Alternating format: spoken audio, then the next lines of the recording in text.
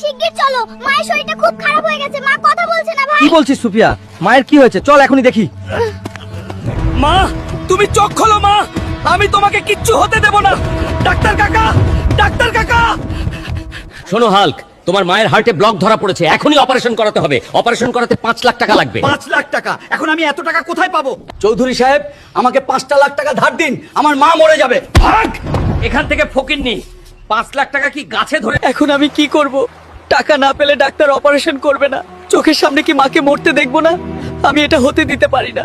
রহিম, তোর কাছে কিছু টাকা হবে রে, মাকে বাঁচাতে হবে। হাল্ক ভাই, আমার দোকান তো ঋণে ডুবে আছে, আমার কাছে 5 লাখ টাকা থাকলে আমি তোকেই দিতাম রে ভাই, আমাকে মাফ কর। সুখবর, সুখবর, গ্রামের মাঠে আজ মরণপণ লড়াই। যে বীর যোদ্ধা কাল্লু দৈত্যকে কুস্তিতে হারাতে পারবে, নগদ 5 লাখ টাকা। এই কাল্লু দৈত্যকে হারানোর ক্ষমতা কারো নেই।